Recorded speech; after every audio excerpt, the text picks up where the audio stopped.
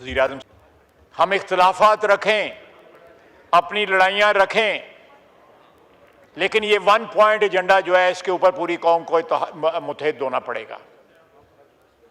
अपने सियासी इख्तिलाफात जो है उनको बिल्कुल होल्ड में रखें, उनके लिए एजिटेट भी करें। हम अपने इख्तिलाफात भुला के तमाम सियासतदान, ये पार्लियामेंट जो है उनके पीछे खड़ी हो।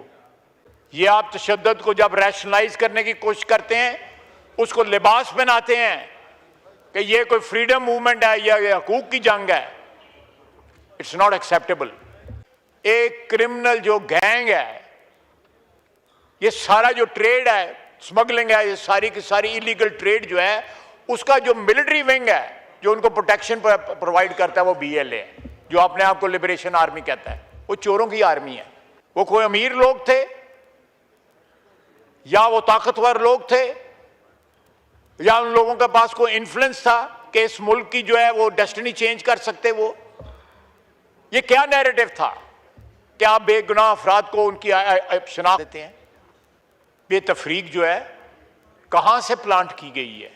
मजदूर लोग हैं, मजदूरों को मारा गया है।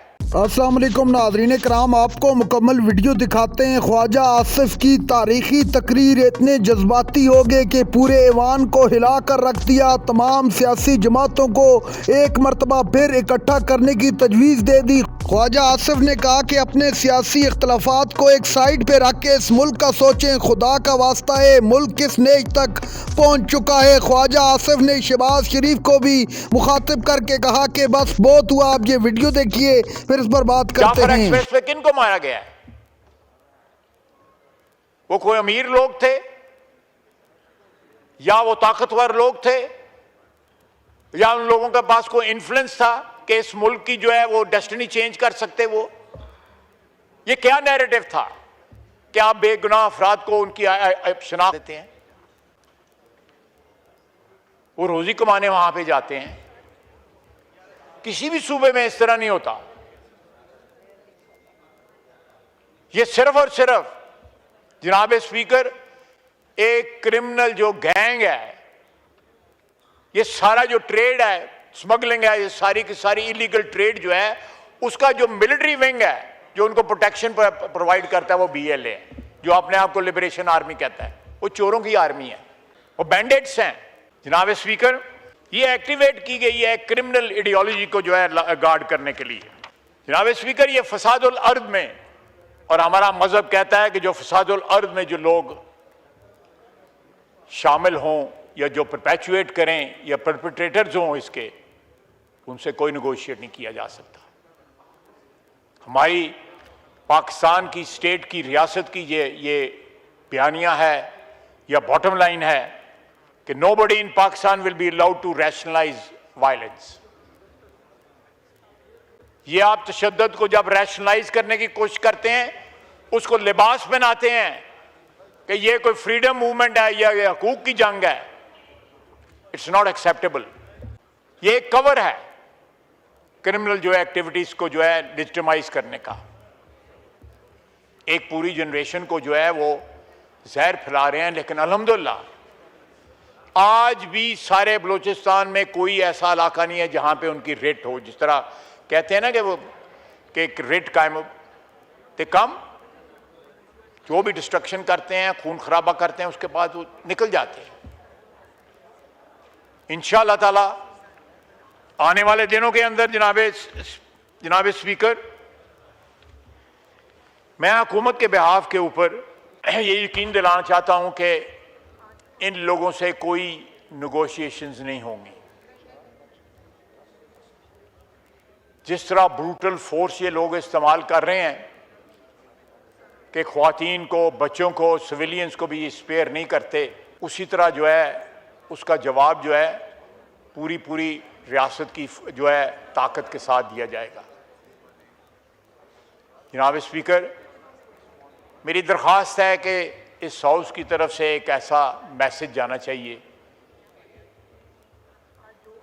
जो हमारे जवान, हमारे फौजी, हमारे FC के लोग, पैरामिलिट्री के लोग, हमारी पुलिस जो है जहां जहां खलफशार है वो लड़ रहे हैं, अपनी जानें कुर्बान कर रहे हैं। हम अपने इख्तिलाफात भुला के तमाम सियासतदान, ये पार्लियामेंट जो है उनके पीछे खड़ी हो। ये ना हो कि हम जनाजा पढ़ने जाएं, जनाजे उठाएं जाके, और कोई पॉलिटिकल एलिमेंट जो है या कोई अपने सियासी मफादात के तहफ़्फ़ुज़ के लिए जनाजा पढ़ने भी ना जाए, पुरसे के लिए भी ना जाए उनके घर। ये एटीट्यूड जो है ये एंटी नेशनल एटीट्यूड है, एंटी स्टेट एटीट्यूड है। मेरी अपील है कि इस एक इशू के ऊपर कौम को मुत्तहिद होना चाहिए कि हम किसी क्रिमिनल गैंग को जो है कोई ऐसा नैरेटिव बनाने की इजाजत नहीं देंगे कि वो अपनी मुजरमाना सरगर्मियों को कोई लबादा ऐसा पहना सके कि उसको सैंक्टिफाई कर सके। कतई तौर पे नहीं देंगे।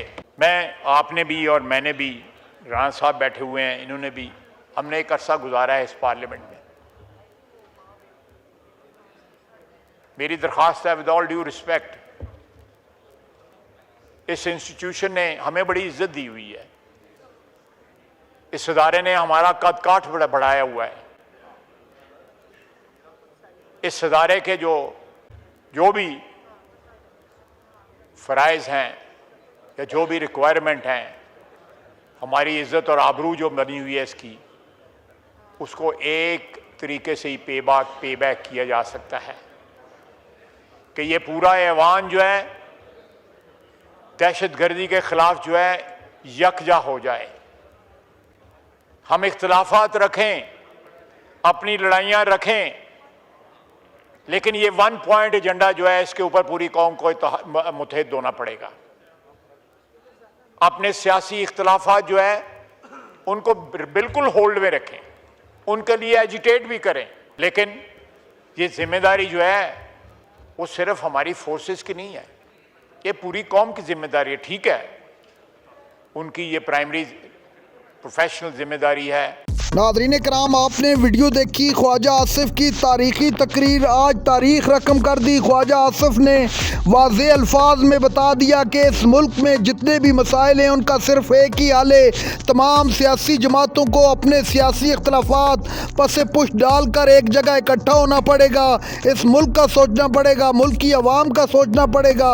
उसके बगैर इस मुल्क के मसाइल का हल नहीं निकाला जा सकता। ख्वाजा आसिफ ने आज हक अदा